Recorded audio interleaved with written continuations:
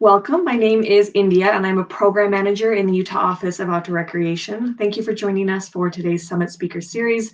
We're going to learn about several issues, how communities work to prevent them, or how communities respond to them when they happen.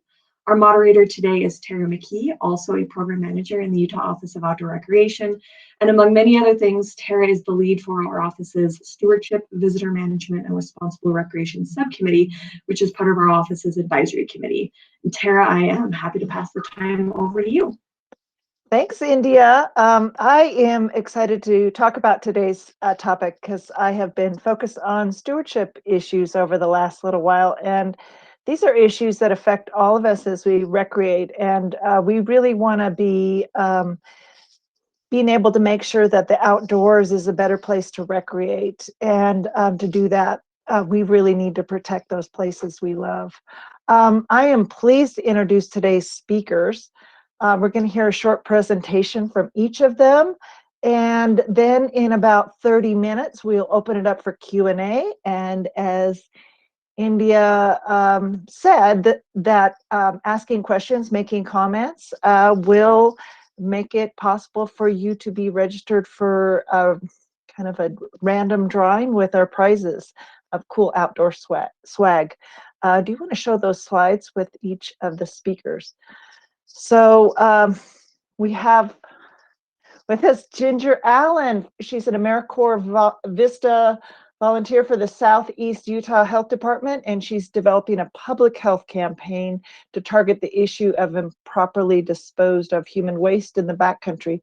She's a former National Park Service ranger who has temporarily retired her flat hat, although she's hanging it in place of honor on her wall. She's entering into her last semester, or actually she finished it, at St. Louis University, where she's received her Master's of Public Health candidate with concentration in biosecurity and disaster preparedness. And when not working, she can be found hiking with her dog Granola and observing plants. She's one of the top contributors to iNaturalist for the area. Okay, for Soren. Soren Simonson is the executive director for the Jordan River Commission, an interlocal agency he helped establish in 2010, and the commission is comprised of 30 local and state government agencies, together with their community partners, working to conserve, preserve, restore, and revitalize that 50-mile Jordan River Parkway in Utah. He's an urban environmental planner, designer, educator, and entrepreneur. And over the past 3 decades, including over 20 years of public service as an appointed and elected official, he's helped create a safe, healthy, beautiful, and prosperous cities and places in Utah and the West. And in his free time, he loves to hike, bike, and paddle in Utah's great outdoors. And by the way, I met Soren back when he was on the city council for Salt Lake City. That was a while back. And for Caitlin Webb, she's the fire PIO and prevention coordinator for the Utah Division of Forestry, Fire, and State Land. She's worked in forestry and land management for 12 years, in wildland fire specifically for 9 years. She has a degree in sociology and a strong passion for outreach and education about human-caused wildfire prevention and the positive natural role of wildfire in our ecosystems. She began her career in Oregon, worked and lived in Arizona for a number of years, and recently moved to Utah about a year ago. Well, welcome, Caitlin, to Utah. When she's not working, she enjoys trail running, camping, international travel, pottery, skiing, biking, a good book, and some quality time with her 2 puppies. We'll have to see a picture of those. Thanks so much for being here. We will go ahead and get started with Ginger. Thanks so much. Okay, awesome. Well, hello, everybody. I'm going to just present my screen.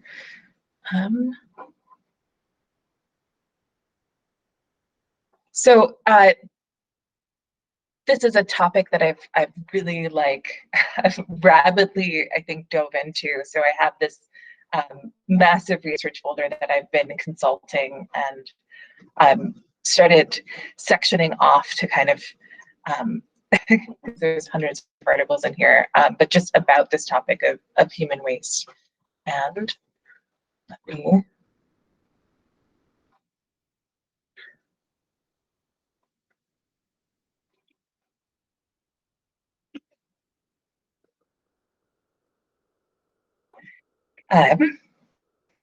So the human waste issue is something that we all are aware of in this area. I think it's a misfortune most of us have had, where we have stumbled upon someone else's poop in an area where we maybe didn't expect it, or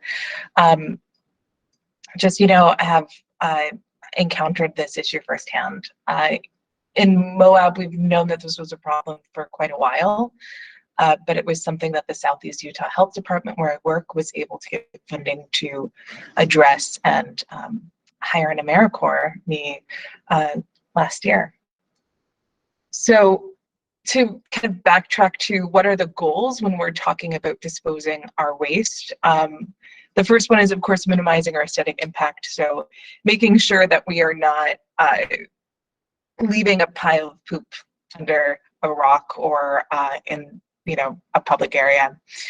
We're also minimizing the chance that we're polluting the water, and that we are also spreading disease through that human waste, and we are maximizing decomposition. So the last method, maximizing decomposition, of course, is method dependent. WAG bags are something that we now require here in Grand County if you're hiking outside and there's no toilets around, or other ways of carrying out your waste. WAG bags as well have an agent inside them that actually helps maximize decomposition. So on this slide, we have one of my favorite things, which is like our Backcountry Bathroom Kit. So you can see here, there's things like hand sanitizer, trowel. Again, that's dependent on what area you're going to here in Grand County, where the health department is located. We're kind of trying to convince people away from that method. There is this bag with duct tape that's called a FOPO bag, a fear of packing out bag. Toilet paper, a Biffy bag. I also add a menstrual cup if I'm recreating in place of pads or tampons. And then I use a Kula cloth, which is something that you can use in place of toilet paper, or a padana, or a pee bandana. So it's just something that you can attach to the outside of your bag and not have to worry about carrying out dirty toilet paper. I'm gonna save you guys a lot of the more graphic images of the situation that we had here in Moab and Grand County, because I think we're all aware of just how shitty this shit situation can get. But you can see on the screen we have toilet paper. And I like bringing these up because a lot of people think that you can bury toilet paper in your cat hole if you are going to use that method. But here, most of the animals are going to remove it. And this also means that it's likely that those animals are also removing your human waste from those holes as well. These 3 photos were all taken by one of the backcountry rangers who works in arches and canyonlands. And I think it kind of helps illustrate that point of, it doesn't degrade well.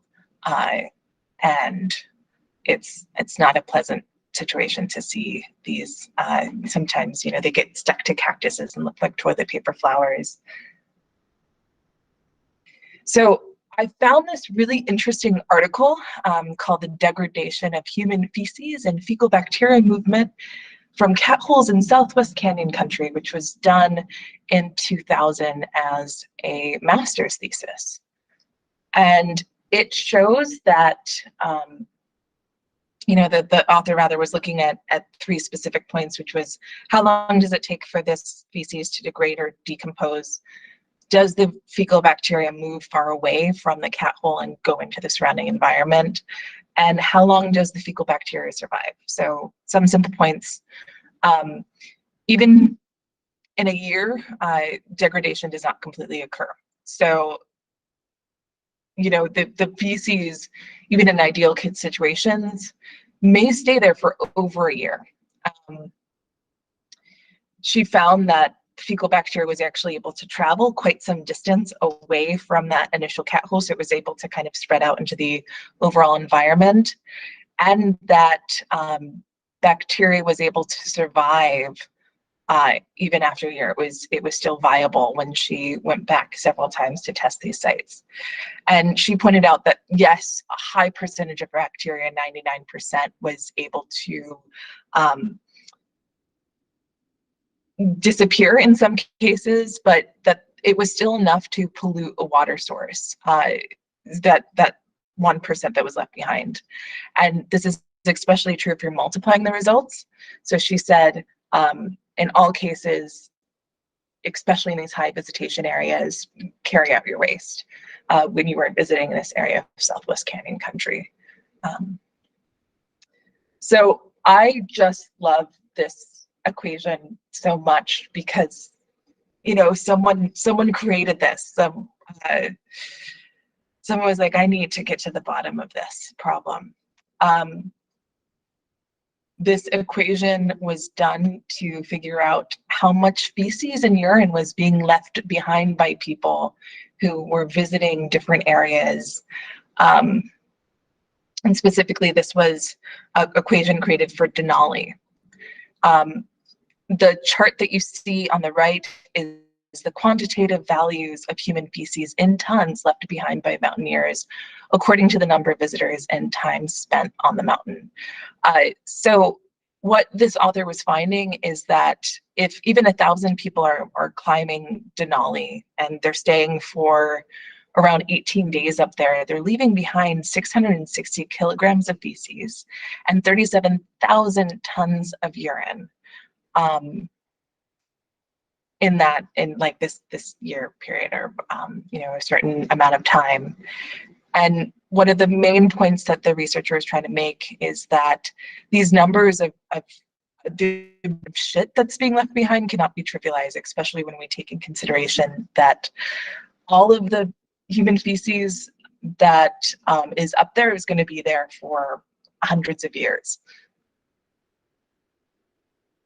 So to switch back to our area for a second, this is the number of visitors that have been to Arches National Park since they started recording numbers. And you can see the first year that we crested 1 million was in 2010.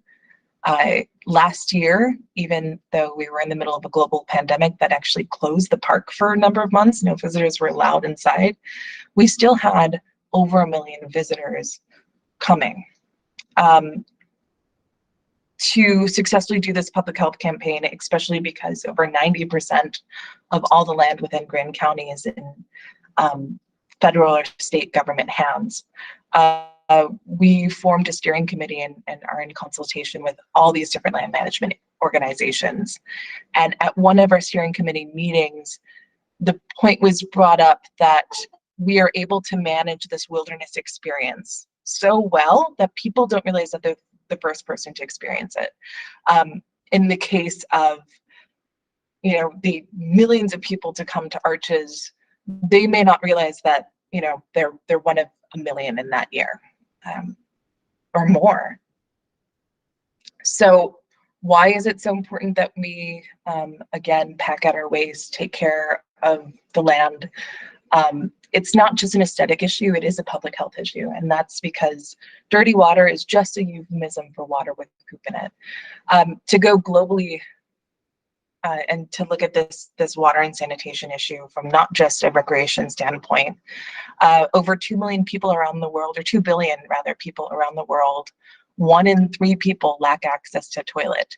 And this is not just situations of privilege like us where we're able to recreate and go outside of this, the conventional access of having, you know, running water in a toilet. More people around the world own a mobile phone than have a toilet. Nearly 1 million people every year die of water, sanitation, and hygiene-related diseases. That includes here in the US. And every 2 minutes, a child dies from waterborne diseases. So this is a really serious issue. And, you know, when we are packing out our waste or disposing of it properly, we're not just being good stewards of the land, we're making sure that someone else doesn't get sick and maybe even die. So in general, with all these issues of of human waste and talking and trying to frame this public health campaign, I turned back to some of these water sanitation and hygiene related topics or research articles. And I really think that it is important that, you know, we talk about shit and poop and, you know, pooping, and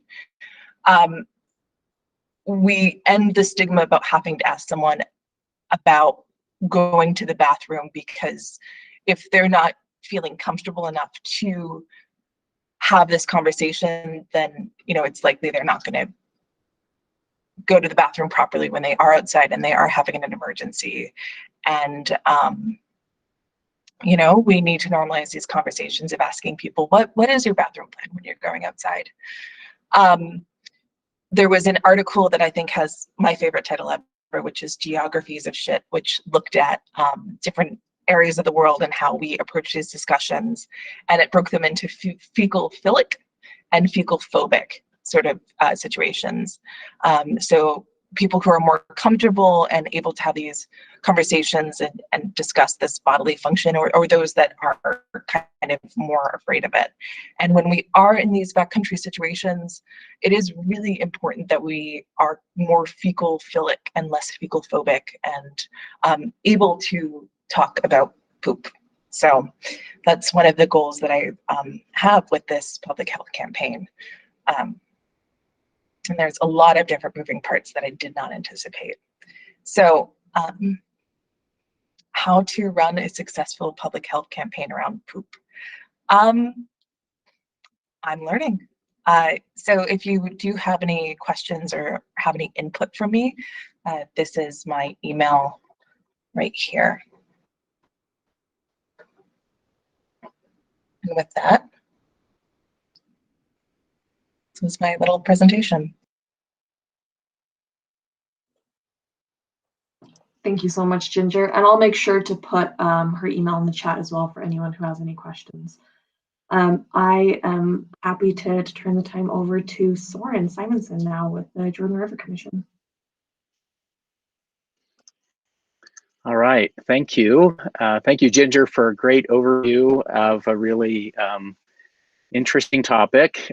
We actually are dealing with some of that at the Jordan River Parkway, and I'll get into that a little bit later. But I'm going to focus mostly on vandalism, which is a different side of managing our public spaces. And just to give a little bit of background, some of you may be familiar with the Jordan River and the Parkway. I'll just share a little bit of information if you're not very familiar with it. The Jordan River is about a 51-mile river that runs through Utah's most urbanized regions. Very unique kind of river. It connects our two largest bodies of water, Utah Lake and the Great Salt Lake. A lot of outdoor recreation that happens along the Parkway. Things that you commonly think of like biking and walking, and a lot of growing uses that are compatible. We also share this corridor with abundant wildlife. We have hundreds of bird species, large and small mammals, fish, amphibians, and reptiles that make their home. So it kind of underscores why it's important that we take care of this great natural resource. We also have a really interesting dynamic in that we have about 40 different regulatory authorities or agencies, ranging from cities and counties to special districts and state and federal agencies that all have bits and pieces of managing the Jordan River and the Parkway. And one of the challenges is trying to get everybody working together. And that's really where our organization, the Jordan River Commission, came to be. Back in 2008, an organization called Envision Utah, under the direction of Salt Lake County and partners from many of those local, state, and federal agencies came together to create what we call the Blueprint Jordan River. And this blueprint is kind of a community vision to improve and enhance, restore, and revitalize this natural resource. This is a list of some of the major goals that came from that vision. Interestingly enough, at the time, managing waste and graffiti and vandalism and some of those things were not part of the vision, although they have become a more significant focus today. And I'll touch on it a little bit more in just a few minutes. The Jordan River Commission right now is comprised, it was created in 2010, so kind of a major outcome of that visioning process was to create a cooperating agency that could bring together all of these partners. So we currently have 17 cities, 2 of 3 counties, representatives from the governor's office, the legislature, 2 state agencies, environmental quality and natural resources, and then a number of special districts, mostly water and sewer districts, but Utah Transit Authorities also participating. And then we have 14 what we call ex officio governing board appointees, and these include nonprofit partners like Tracy Aviary, Hogle Zoo, the Hutchings Museum down in Lehigh, corporate and business partners, including a lot of land managers like Rocky Mountain Power and the State Fair Park that owns substantial land around and along the Jordan River, and then other stakeholders and community members. And we're working right now to fill several open seats on our board with other community partners. So I want to talk a little bit about vandalism, which is the topic that I'm focusing on. And I'm using kind of a broad look at vandalism to include things we normally think of around vandalism, like intentional damage to facilities, but also looking at things like graffiti and litter and debris. And I'm going to highlight some of the issues that we've seen along the Jordan River Parkway, especially as a lot of the recreation assets and amenities have been developed, like a continuous trail now from lake to lake. As more people are using these facilities, especially over the last year, we've seen areas increase by 400% or more with the pandemic, and it's just had a big impact.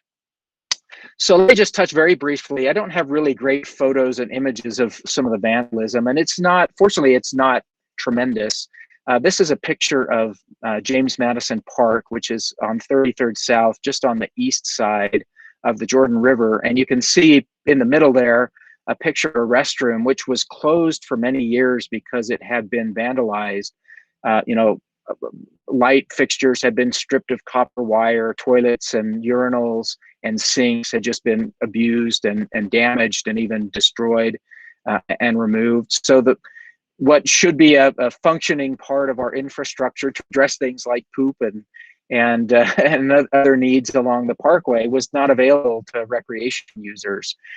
This has been a really interesting partnership. About 3 years ago, Salt Lake County, Tracy Aviary, and other partners came together, including the commission, to create what is now open just a little over a year ago as the Jordan River Nature Center, which is a satellite campus of Tracy Aviary. And just kind of on the center right of the screen behind the rail, you can see the new restroom facility. One of the interesting things here is that through this partnership, the restrooms are actually managed now by Tracy Aviary. And because they have 2 full-time staff on site, they can manage those restrooms in a way that couldn't happen when they were just a standalone restroom in the middle of a park, not a heavily used park. And so consequently, there was a lot of vandalism. And so having this on-site presence and a partnership that not only delivers really amazing programming for youth and families and individuals and other partner organizations, but is really managing the site in a very different way. And I should say the landscaping has changed. There was a lot of sod there before. It's being replaced with natural habitat, botanical gardens, and this is just the first phase, kind of a temporary facility. Tracy Aviary is raising about $15 million right now to put into a more permanent, much larger facility for all kinds of outdoor recreation. So those are some of the interesting partnerships happening around vandalism, where we try and bring activities and activation and partners that can help manage some of those facilities. Graffiti is another one. I actually took this picture when I was out with some of the team from the Outdoor Recreation Office yesterday. We see a lot of graffiti, particularly under bridges. And they're just natural places for people to go and make their presence known to the world. Some of them are really visible along the trail and others not so much, but they're just really destructive to the environment that we're trying to create around the river. There's been a lot of interesting approaches to trying to address vandalism. Several years ago, Murray City and the school district and other partners came together to create basically an art mural on one of the walls down in Murray that has been, I think this is 5400 South, that's been heavily vandalized through graffiti and other damage over the years. And it's really amazing the difference that art in the right locations can make. Some of the taggers tend to respect other artists, and so we don't see nearly the impact of graffiti in places where art installations have taken place. This is a sign that was installed that describes how that project came to be. And since Murray started this, there's been a ton of other projects similar to it in other locations. Common areas for graffiti are the backsides of buildings. And so putting a mural on the back of a building really addresses a lot of the graffiti problems. This is one up just off of 3rd South in the Rose Park area. Again, a building that had been tagged frequently has now not been tagged much since this mural installation went in. And it's really cool because a lot of these are opportunities to engage the local community. Most of these murals were painted by youth from local schools in the neighborhood. Even some of these utility boxes that are often places for tagging can become places for art installations. This is the Trax Bridge, which is located where the Green Line crosses the Jordan River, and again, was an area where tagging and graffiti was very common. And through a mural that literally covers every square inch of the abutment that creates the tunnel under the tracks train. That's not to say that graffiti doesn't still happen. In fact, just a couple of weeks ago, there was some tagging in this area. Fortunately, the artists have been very willing to come back out and touch it up. You can kind of see the light paint color shifts there where they recently did some touch up on this mural to cover up some of the graffiti and tagging that had taken place there. One of the really cool tools that we've been developing over the last several years is this mobile website called My Jordan River. It's at myjordanriver.org. And there's a feature on here where people can report any kind of vandalism, graffiti, just whatever they see, maintenance issues that need to be reported, litter that needs to be cleaned up. And this has become just a really super interactive kind of guide and resource that allows people to get involved with their own community improvement. Uh-oh, I've got a fire alarm here. You go ahead and evacuate and take care of what you need to do. We can turn the time over to Kate and then come back to you if we get time, and if not, be safe. Okay. And we can follow up with some additional information to our panelists or our attendees later. Okay. The group quickly. One of the reasons I was so excited that Soren would be involved is just because of how many different entities the Jordan River Commission works with: cities, counties, local districts, and all kinds of things. So I was excited to hear about different cities and different areas approaches to handling different types of vandalism. Hopefully we'll get him back on. Hopefully the building where he is safe and secure. But with that, Tara, do you have anything to add before we turn the time over to Kate Webb? No, it's just that some of what they have along the Jordan River is also a possibility for groups to get involved and to help take part in this effort. And I think that's a really important part, especially as we're talking about recreation that is urban facing and in other areas where community members really take pride in these areas and want to have them to be great places to be. So he was showing a picture of a kayak in a very area, you've got a lot of water runoff that picks up that, those empty water bottles and other kinds of trash and brings them right into the river. And there are some river cleanup opportunities there where people can just go and help scoop that up and make that river beautiful. And I think, we'd all like to do our part so that we can keep these areas looking great. So with that, let's go to Caitlin. All right. Good morning, everybody. I'm excited to be here and be a part of this conversation about responsible recreation. I'm going to have a short presentation for you guys today. And India, will you give me verbal confirmation when you've got my PowerPoint up? Yep, it looks great. Okay, perfect. So I just want to start out by kind of painting a picture for you guys in terms of the conditions that we have statewide, fire potential, and where we're at with human-caused wildfires this season. already. Wildfires definitely is something that impacts each and every one of us, whether it's clean air, clean water, impacts to travel, recreation, a lot of things that we love and value. So reduced human-caused fires benefits all of us, absolutely. So as far as where we're at today, conditions are alarming statewide, and we're already seeing a huge uptick in wildfires this season compared to past years. We are seeing fire behavior and fuel moisture levels across the state that are normally seen in June or July, just to kind of give you a picture of how far along we are, or how far ahead we are for this time of year. Almost the entire state is in drought right now, and 90% is in extreme drought. That has huge ripple effects when it comes to fire season and bumping up that fire potential that we have. We've already had over 220 wildfires statewide, and they've burned over 8,000 acres. All but 8 of those have been human caused this season.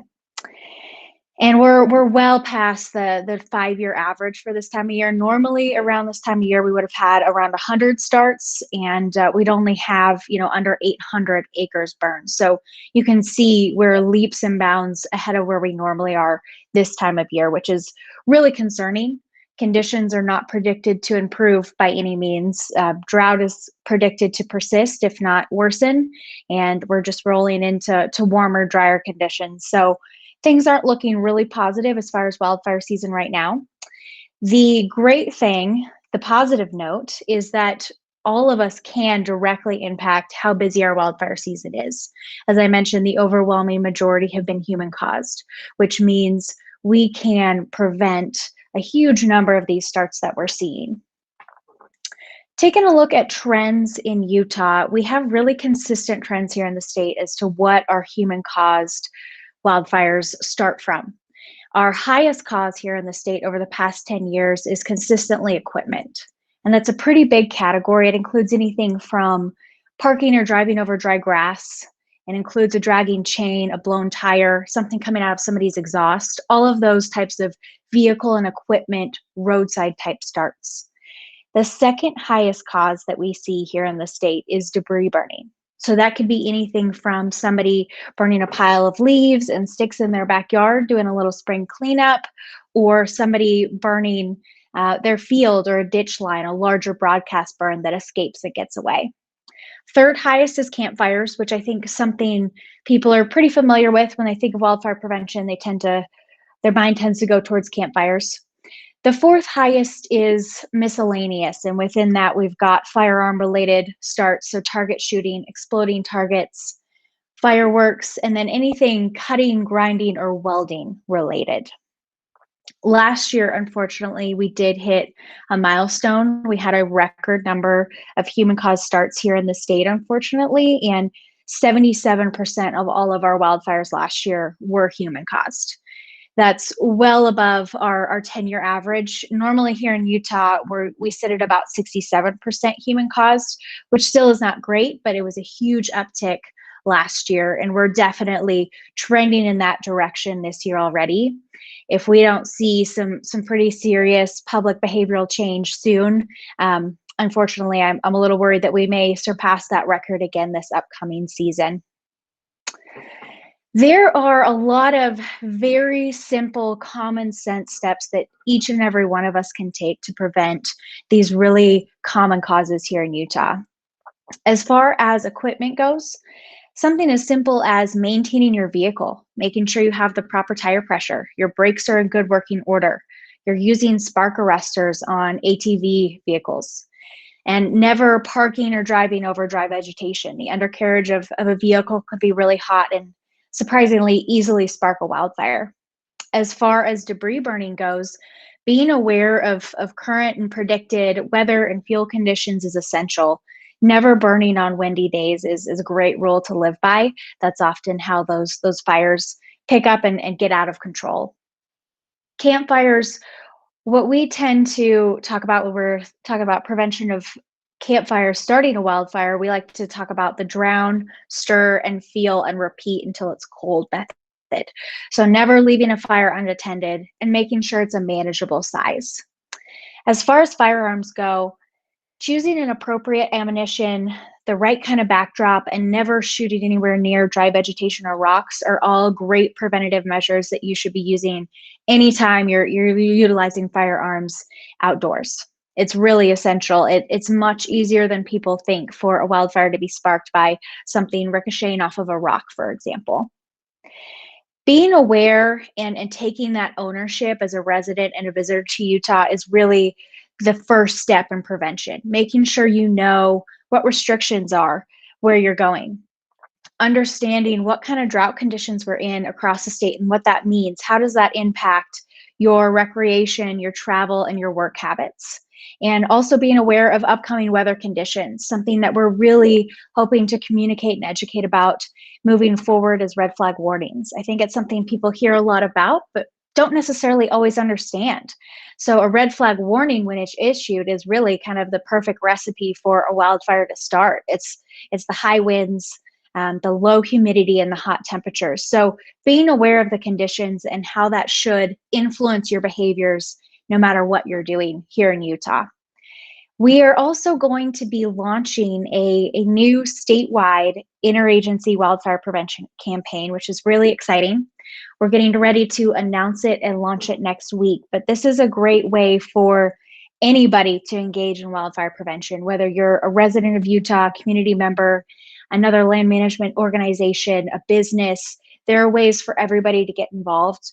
One of our goals with this campaign is that the prevention message is coming from more than just land managers, that as a state, we're having this unified message, this unified voice about the importance of wildfire prevention and the simple, easy steps that each of us can take to prevent those fires from starting.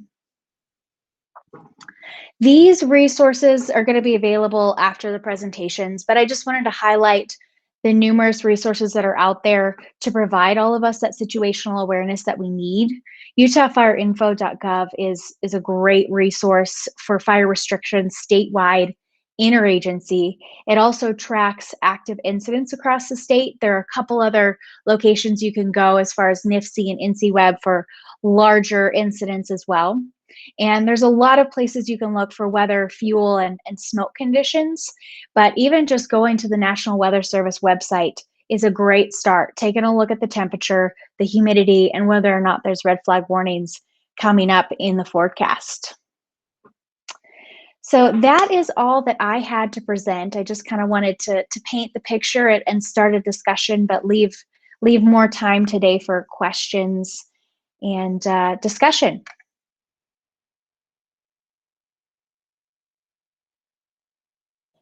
Thank you so much. And I think, Soren, we'll turn it back to you since your kind of wrap up got a little bit cut off there. If you want to go ahead and give some final words on your presentation. And then I know we've got at least one question in the chat. I know I have a couple questions too that came up during presentation. Thanks everyone for being flexible with a little bit of some unpredictability this morning. Sorry for the craziness on my end. I'm out in the parking lot now. Our building's evacuated, but hopefully you can see and hear me okay. There's some background noise from I-215 nearby. The last thing I wanted to touch on is just managing litter and debris, and a couple of images of what accumulates in the river just from a lot of different sources. The biggest source of this litter and debris in the river, which is kind of a passive sort of vandalism. You know, it's not often intentional, but a lot of people just don't realize how accumulation of litter and debris happens through our storm system. So pretty much anywhere along the Jordan River watershed in Utah, Salt Lake, and Davis counties, and this is true of most watersheds around the state, all storm drains lead to the water bodies, and most of it's not filtered. So what goes down the storm drain comes out at the water's edge, and you can see from some of these photos what some of these outlets look like. We've been working on some initiatives. This is a fun one that we came up with last year during the pandemic. Think about ways that we could help organize the community when we weren't getting together for big gatherings and doing cleanups and things like that. Was really just trying to do a lot of grassroots work. And we created this Love Your Watershed initiative.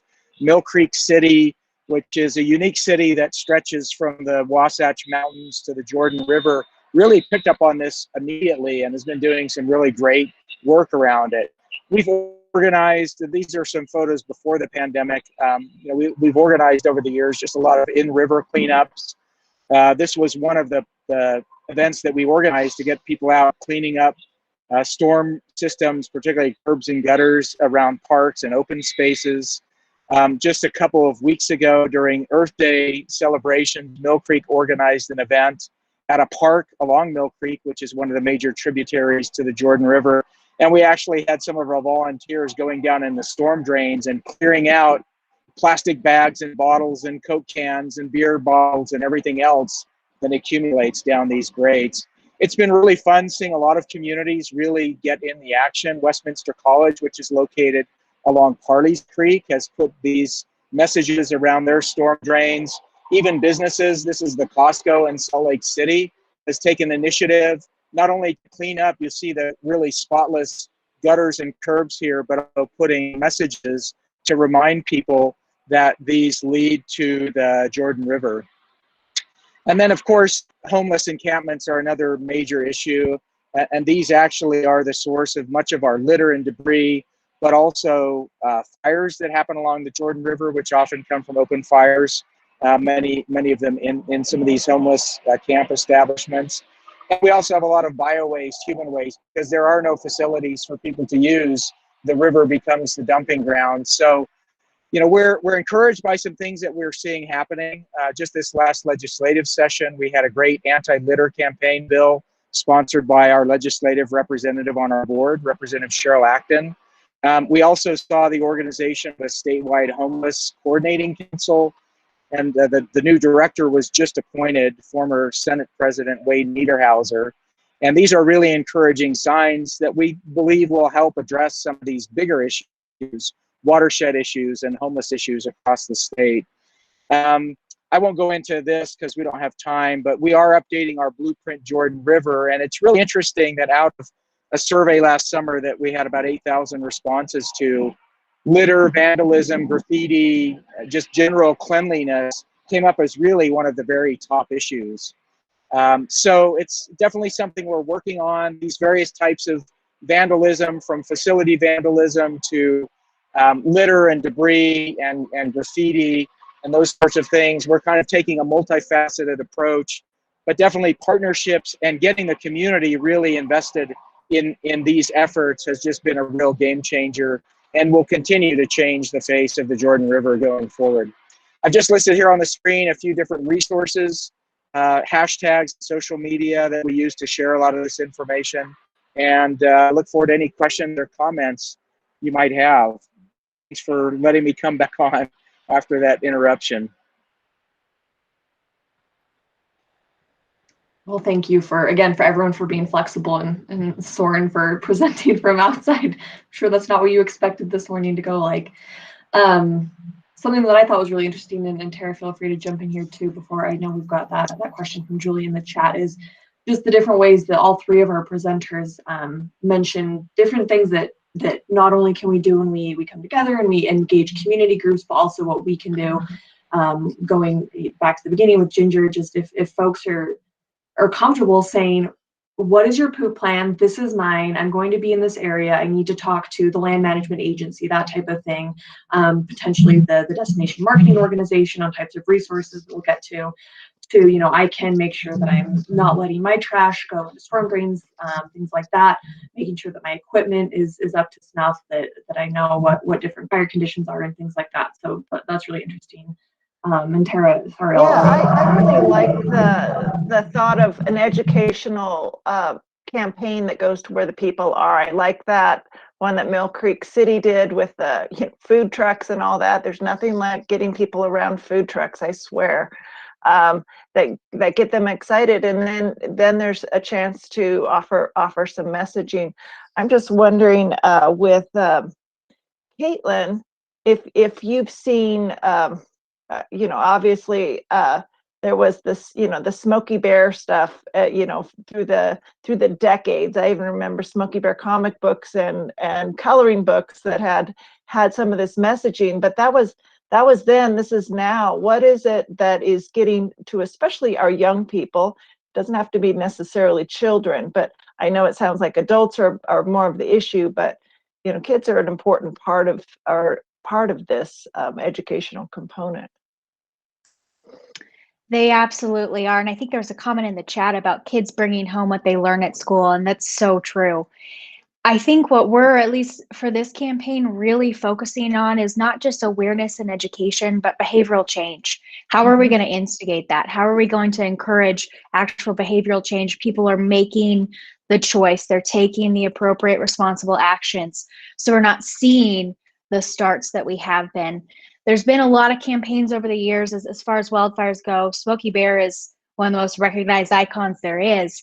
But what we really want to focus on moving forward with this responsible recreation theme is the behavioral change element, and really reaching people where they're at, talking to them in a way that they're going to listen and they'll be receptive. And it may not be coming from a land manager. That's something that we've been talking about a lot, is there's audiences out there that we need to reach and engage with that aren't going to interact or listen the same way if it comes from a land manager, as opposed to maybe an organization, a business, or an icon that they respect. Yeah, and I'm sure you're probably cooperating with UDOT on, as far as the equipment kind of fire causation issues, to have that messaging on some of their electronic messaging that they do so cleverly. Yeah, absolutely. They've been a great partner with that, and we'll be ramping that up here soon, sooner than I was planning this year. Excellent. And Ginger, you're just really getting going. What have you seen elsewhere in the country, or is this a real still novel program that's been going on? Are you kind of a pioneer in this kind of field? So in terms of having it be more of a single issue public health campaign, it hasn't really been done before. There are a lot of lovely organizations who put it as part of their broader messaging. So, Friends of Cedar Mesa's Visit with Respect did an amazing video series on pooping outside and using a wag bag. I know you guys had them on one of your forums last year. There's also this statewide resource, which is Gotta Go for Utah. But yeah, it's still kind of a new thing. So it's a lot of learning. Well, we look forward to seeing that as it goes on. Julie Hollis Terrell says that, and I know Julie, she's the head of the Visitors Bureau in Logan. She says, if she's got just 30 seconds or less to tell a visitor what they need to buy to take with them in the forest, so they aren't going to the bathroom wherever, what should it be? And do you have a ballpark price on those items? Good question. So it depends on what the area is. So if you are able to use a trowel and bury it a certain distance, depending on that area, trowels run anywhere from $2 for cheaper ones, or if you're looking at like the ultralight fancy, I think they're called deuces. They're like these very, very fancy trowel that you use when you're backcountry, like backpacking, and you need to cut down on weight. Those are around $20, but of course that's going to be a single, you buy it, you invest it, and it's good. The Kula cloth, which we just got in a few stores here in Moab, is about $20, but again, it's a one-time cost, and this is in place of toilet paper. So it's a really, like, this is when I'm backcountry or when I'm just hiking my dog some days, this is like the only item I bring with me, that and water. Wag bags, which are of course these lovely items that have poop powder in them. It depends on if you're getting them wholesale, which some companies will allow you to, or if you're the consumer buying them, they're $3 to $4. And these are designed for toilets in a lot of cases. So this wag bag in particular has poo powder in it that gels your waste and helps with decomposing it and also deodorizing it. And it holds 30 ounces of liquid, which is about like what a typical Nalgene holds. So you're having a really bad day if, one experience using the restroom, you're filling this guy up. And it does zip close, so they're like wag bags are really fancy. So, this is the only item that they would be getting that is a one-time or just a few time use item. The rest are like a trowel. It's, you know, however many times. And you could probably so order those in random, couldn't you? I order these in bulk. I have 500 of them in my office. So just handing them out to people, especially if it's their first time using it, I think just being like, hey, just try this. You know, you're not even spending any money on it. If you want to come get one, we have them at, you know, all these different stores in town that we've worked with. There's also a few different companies that make them, so I think it's also dependent on what people want to do. I think for the comment of like, if you have 30 seconds or less, I know when I worked as a park ranger at Canyonlands and was issuing backcountry permits, I apologize for my dog in the background, joys of working from home. But when I worked at Canyonlands National Park and was issuing backcountry permits to people, I was going through and listing the regulations. One of the questions that I asked first was, what is your bathroom plan? What are you going to do when you're outside? It was also a way for me to judge someone's experience with being out, because if you've never used the bathroom outside in your life, it's maybe not appropriate to go on a 8-mile hike and spend the night somewhere when you're going down, like, you know, thousands of feet elevation. So yeah, just that quick comment of what is your bathroom plan? Let's talk about it. Let's talk about some of the differences in our area. Like here in Moab, again, we are telling people either use a groover or some form of reusable toilet, or a wag bag, something to pack out your waste. Let's have that conversation really quickly with them. And you can do that in 30 seconds or less. And then, you know, one-time investment of a wag bag, here's where you can buy some, you know, single-use wag bags, or that one-time investment of a trowel or cooler cloth or groover or whatever that may be. That's great. Thank you, Ginger. Robert Stevenson asks, all three of these topics seem like getting the public better educated, issues connecting recreation experiences with personal responsibility to keep public spaces nice. This type of forum's awesome, as we can all take it to our circles of influence, but as someone with 3 little boys trying to educate them about these issues, can you speak to programs that are specifically targeting the education of elementary kids? And in many cases, my kids hear something at school and they share it at home. You know, we briefly touched on that, but any of you want to tackle this from starting with Soren and Caitlin and Ginger? Yeah, thanks. I might take a stab at it. I think Robert's really hit on a real key here, and that is start from when people are very young and build a whole generation of people that are good stewards, that are mindful of their footprint on the environment, whether it's fires or poop or, you know, litter and other things. We are just in the process right now of really extending our partnership with the 7 school districts that touch the Jordan River. There's about 30 schools that are within a half mile. And so we think that's an ideal opportunity. Some of the schools have been really great about reaching out to us over the last several years, but we want to kind of kick that to the next level and say, how do we become really proactive? So we were able to secure a little bit of funding through a state grant. And we're just getting ready to launch an initiative that will help us identify how to work specifically with school districts and a lot of the education partners like the zoo and the aviary and other conservation organizations to help really build that partnership around stewardship. I'll also mention one other education thing that we're working on right now, and that has to do with the large homeless community along the Jordan River.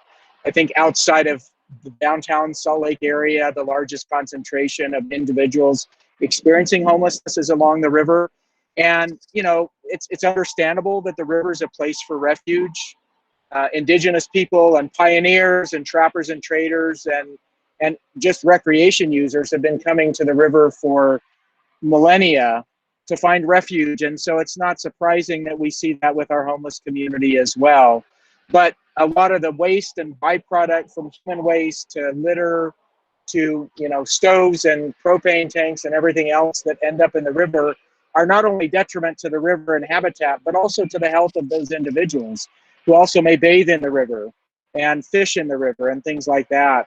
So we've been doing a lot of work at the top, kind of top down with the state and other governments, but we're also doing some outreach right now that's more bottom up, I guess, no pun intended, to have individuals that are camping along the river really become very proactive.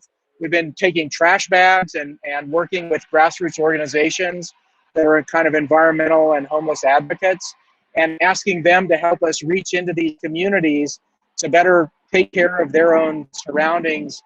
Hopefully they'll find better opportunities for permanent or supportive housing in the future. But in the meantime, there's a lot that individuals can do, just policing, cleaning up poop and litter and debris, watching for floods from rain events and storm events and things like that, and better managing that. And we found those grassroots organizations to be unlikely allies. I mean, they're really advocating for the homeless and these big cleanups that are organized by governments. But there's a lot that we're trying to encourage them to do to help just be proactive, working with that community of stakeholders as well. Well, thank you. Thank you. Caitlin, we touched on this before, and you mentioned that behavior was more of the issue, but do you know, is anything about wildfires and that kind of prevention in any kind of curriculum within our educational system? It's not a set piece that's taught in, every year at a certain grade. It is a staple in the prevention community here in the state that a lot of our prevention techs, especially during Prevention Week in October, spend time in a lot of classrooms sitting down with kids. But no, it's not a part of the school curriculum specifically. It would be great if we could get to that point. That would be awesome. I agree. And I agree for a lot of these things that to have some element of this in the curriculum. So, Ginger, did you want to add anything on young people and the kids? And I think just in general, it's great to start people off with learning how to be good stewards. In terms of what we are planning on doing, we are planning on having at least a high school poster contest. So, picking someone to win a prize and to help us design a poster that we can actually put up to educate people about these issues. So making sure that we are engaging people, but yeah, that's a great way. I think it engages them as they think about it while they're doing their poster. And I'm going to let India take it from here. Thank you for adding questions into the chat. Thank you to our presenters. We have got a couple of names in here. Who is going to win our outdoor prize drawing? Robert, you have won our outdoor prize drawing, so I will be in touch with you to get a good mailing address for you. I'd like to give a huge thank you to Tara for moderating. Of course, to Soren and Kate and Ginger, thank you so much for all of the resources. Thank you. For our audience for participating today, and we hope you learned something. I will be following up with resources as well as this recording. In the meantime, let any of us know if you have any questions, and thank you all again so much. Thank you. Thank you, Soren, Caitlin, and Ginger, and everybody for joining us. Thank you, Tara and India.